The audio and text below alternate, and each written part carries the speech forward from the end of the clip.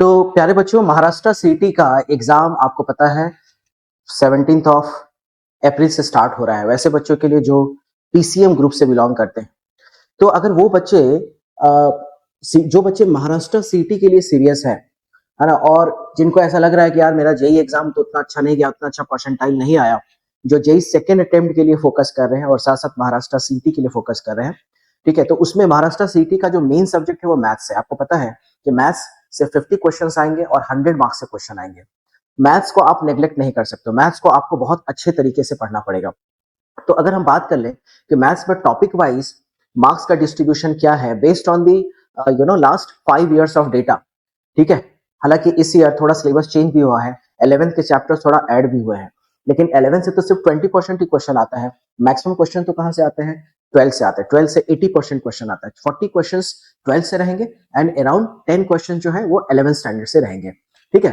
तो अगर हम देख लें तो ट्रिग्नोमेट्रिक फंक्शन में एक क्वेश्चन एक्सपेक्टेड है, और इसमें स्ट्रेट लाइन एक क्वेश्चन है, सर्कल एक क्वेश्चन, प्रोबेबिलिटी एक, कॉम्प्लेक्स नंबर एक, फंक्शन एक, परमुटेशन कॉम्बिनेशन एक, लिमिट एक, कंटिन्यूटी एक क्वेश्चन, मेजर ऑफ डिस्पर्शन एक एंड सीक्वेंस एंड सीरीज एक चैप्टर है, ठीक है। इंटीग्रल की अगर हम बात करें तो इंटीग्रल में दो टॉपिक आ जाता है, एक है डेफिनेट इंटीग्रेशन और दूसरा है इनडेफिनेट इंटीग्रेशन। तो इसमें एक्सपेक्टेड है 8 क्वेश्चंस, इसका वेटेज क्या है? 8 क्वेश्चंस के आसपास आ सकते हैं। इसलिए मैं तो अभी आपको यही बोलूंगा कि जो हाई वेटेज टॉपिक है आप उस पर ज्यादा ध्यान दो, ठीक है।